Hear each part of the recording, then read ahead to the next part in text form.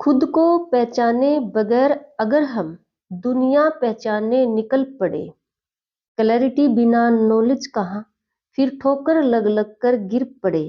सबसे बड़ी क्लैरिटी खुद की हो, फिर देखो दुनिया कैसी है। हर किसी का अलग नजरिया, जिसने जैसी देखी वैसी है। जिस इंसान ने खुद को समय दिया, हर सिचुएशन में सुलझ गया। पैर छोड़कर जिसने पहाड़ देखा, हर पॉइंट पर उलझ गया। जीजे लोहान चैनल पर आपका स्वागत है। ये बातें हमारे बड़े बुजुर्ग, हमारी किताबें, हमारा धर्म, साइंस सब कुछ चीख चीख कर कहता है कि अपने आप को पहचानो। दुनिया को समझने से पहले खुद को समझो। वही इंसान दुनिया को समझ सकता है जो अपने बारे में जानता है। और इसका सॉल्यूशन भी साफ शब्दों में किताबों में भी लिखा हुआ है। हमारे बड़े भी बताते हैं, हमारे धर्म भी बताते हैं कि खुद को समय दो। अब तो कहते हैं कि जैसे सुबह योग करो, एक्सरसाइज करो, ध्यान लगा कर बैठो, उसमें अपने आप को टाइम दो। और पहले हमारे जो बड़े थे वो भी इस बात को काफी कई तरह से हमें समझाते थे, छोटी छोटी कहानियों के माध्यम से समझाते थे कि सबसे पहला काम, जो सबसे जरूरी नॉलेज है, वो है खुद के बारे में। अपने आप को जानो, अपने आप को पहचानो, तभी हम दुनिया पहचान सकते हैं। देखो, वैसे तो छोटी छोटी जो कहानियां हमारे बड़े हमें सुनाते थे, वो सुनने में यही लगती कि कहानियां लाइफ स्पेंड थोड़ी नहीं करने में हमारी हेल्प करती हैं। आजकल तो पैसा चाहिए, आजकल तो साधन चाहिए, आजकल मतलब कहेंगे कि काम करने से बनेगा। लेकिन जब इंसान की सोच जहाँ पर सेट हो जाती है, वहीं से उस इंसान की लाइफ वैसे स्टार्ट हो जाती है।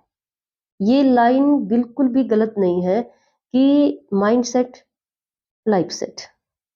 जिसका जहां पर जिस भी पॉइंट पर माइंड सेट हो जाता है, उस इंसान की लाइफ वहीं से स्टार्ट हो जाती है, वहीं से सेट हो जाती है।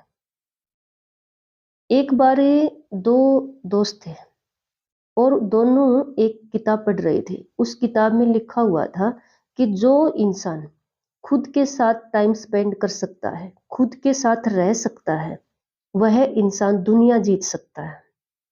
ये लाइन पढ़कर एक दोस्त को हंसी आ गई। उसने कहा कि देखो, ये कोई बात है? खुद के साथ रहना, खुद के साथ टाइम स्पेंड करना, क्या कोई इंसान ऐसा कर सकता है? समाज के बिना, दोस्तों के बिना, अपनी फैमिली के बिना कौन रह सकता है ऐसे? तो दूसरे ने कहा कि क्यों नहीं हो सकता? जो खुद से प्यार करता है, जो खुद को जानता है, वो खुद के साथ टाइम स्पेंड भी करता है। तो इस पर दूसरे दोस्त ने थोड़ा सा जैसे बड़ा चढ़ा दिया इस बात को, और बढ़ चढ़ के उनकी बात इस टॉपिक पर आ जाती है। दूसरा दोस्त कहता है कि मैं शर्त लगाता हूँ 10 लाख रुपए की। अगर आप 3 महीने तक एक ऐसे रूम में रहना स्वीकार करो जिस रूम में किसी की भी एंट्री नहीं होगी, सिर्फ नेचर की एंट्री होगी, हवा की एंट्री होगी, बाकी कोई भी वहां पर नहीं आएगा, नहीं जाएगा। सिर्फ ये एक उन्होंने थोड़ा सा जगह खुलवा दी जहां से आपको खाना दिया जाएगा। तो दूसरा दोस्त मंजूर कर लेता है। वो कहता है क्या 3 महीने? 3 महीने में अपने साथ आराम से रह सकता हूँ। उनकी शर्त लग जाती है और गवाह के रूप में, एविडेंस के रूप में वे अपने एक तीसरे दोस्त को ले लेते हैं भी, कहीं कोई इस पॉइंट पे मुकर ना जाए। एविडेंस के रूप में अपने एक तीसरे दोस्त को रख लेते हैं। तो जिस दोस्त ने रूम में रहना पसंद किया था, मतलब स्वीकार किया था, उसको एक ऐसा ही रूम दिया जाता है जहां पर किसी की भी एंट्री नहीं होती थी, एकांत जगह पर।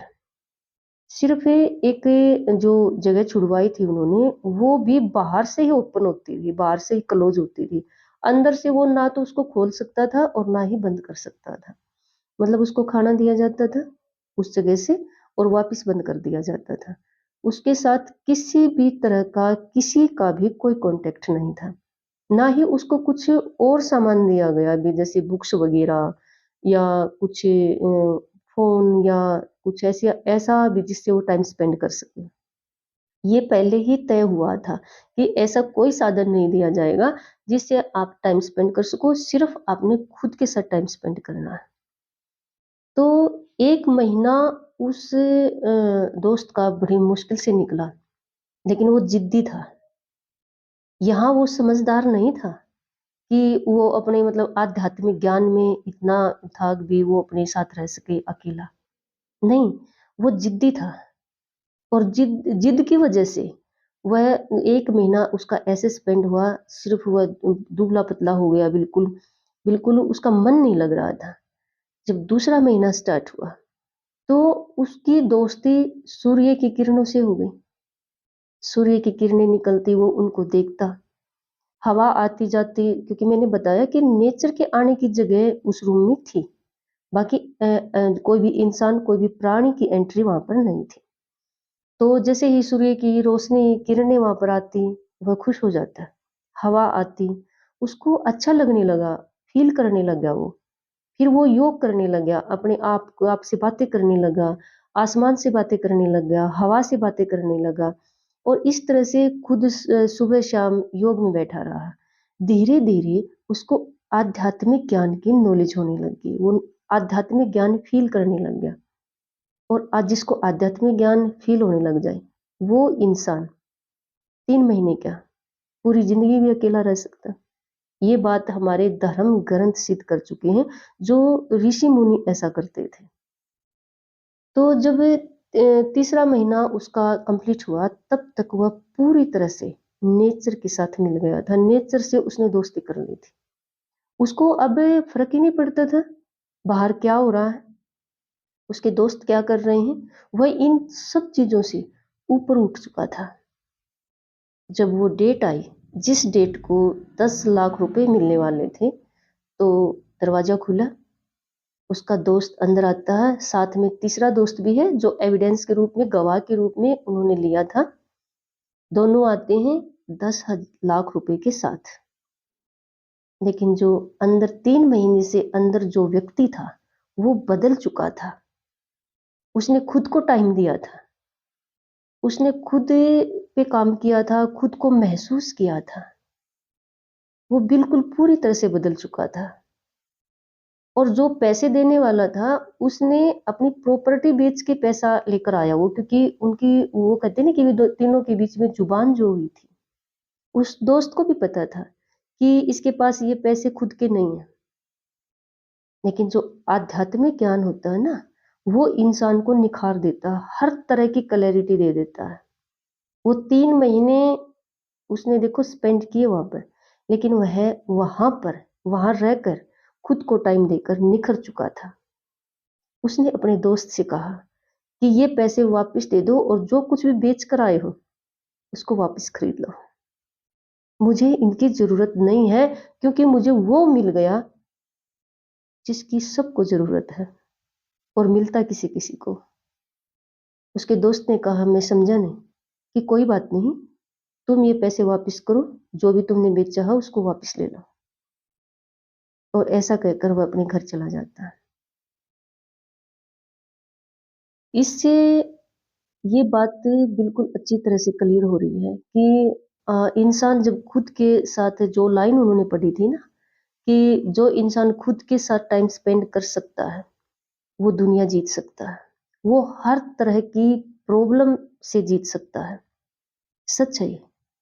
क्योंकि आपको सुनने में अजीब लगेगी कि आत्मा परमात्मा का जो ये फीलिंग है ना, ये जब हो जाएगी तो फर्क नहीं पड़ता।